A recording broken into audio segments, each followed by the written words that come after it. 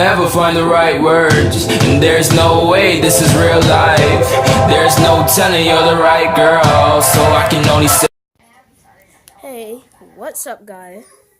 Welcome back to Icy Wolf.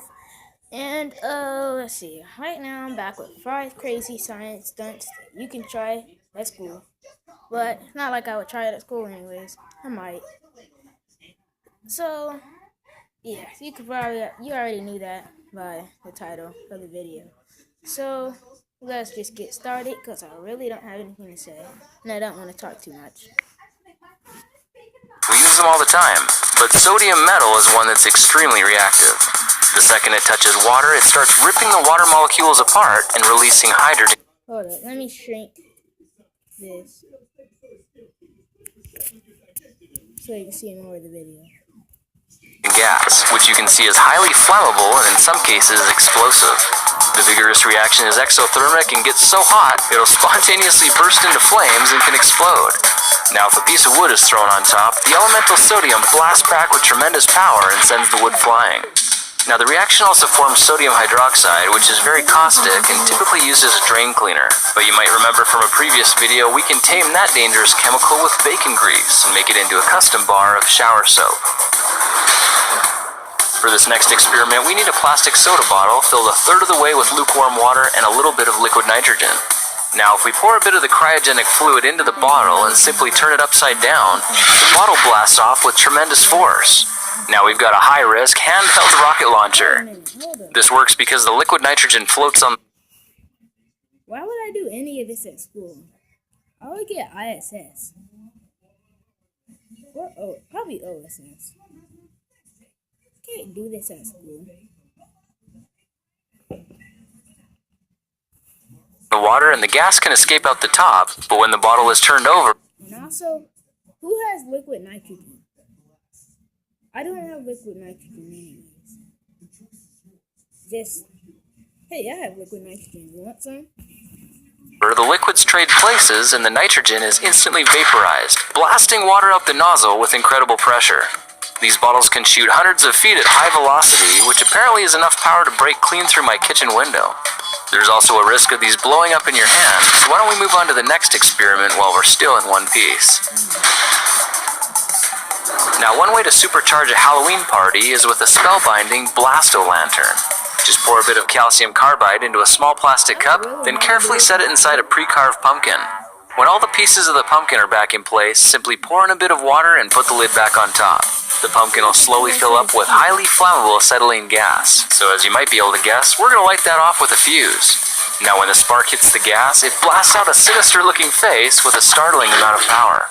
Your guests will probably find this trick extremely amusing because anytime you mix oxyacetylene gas with a pumpkin, it's bound to get a very spirited reaction. With some simple engineering, you can turn a junk microwave like this into an electrical metal melter that'll pump out a shocking 800 amps of metal melting current. We just need to break inside to access the electronics, then locate this awesome piece of equipment, a 1500 watt microwave oven transformer. Now there are 2 coils on this beast, a primary and a secondary, and if we cut off the secondary and replace it with 2-gauge insulated cable, we've got ourselves an incredible device that'll melt metal in just a few seconds. When it gets turned on, it pumps out a staggering amount of electrical current, which you can see is enough to reduce a machine screw to a flowing river of molten metal. It'll also weld sheet metal, melt neodymium magnets, and heat steel until it's glowing hot, just in case you're in the mood for a little amateur blacksmithing. For this last experiment, we're making pie, but trust me, you don't want to eat this one.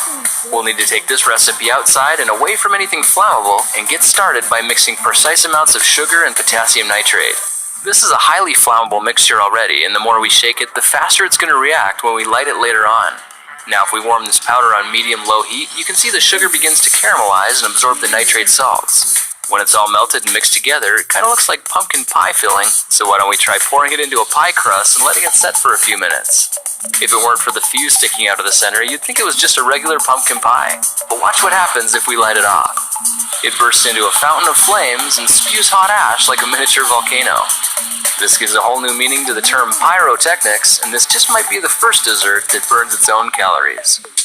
Well, there are 5 crazy science stunts you probably won't see in the classroom, and while I can't recommend you actually try these experiments, you know what would happen if you did. That's it for now. If you like these projects, perhaps you like some of my others. Check them out at thekingofrandom.com. Well, that was exciting.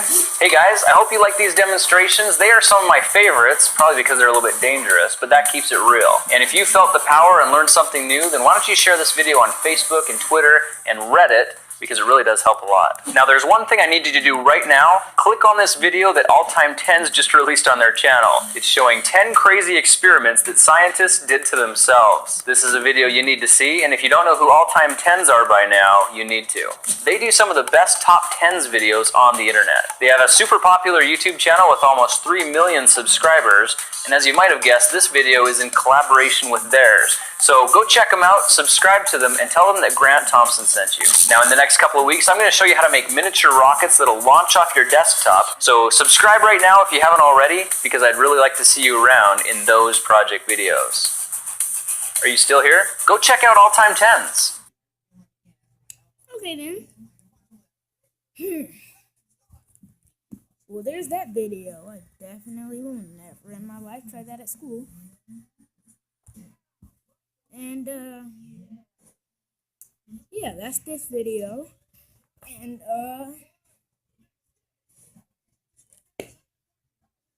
I really have nothing to say with this video either, just like yesterday's video. So, I had to record this with my phone because my laptop is charging. And hold up, right here. It's like really thin, slightly. All right, so yeah, that's that. And yeah, see you guys in my next video. Peace out.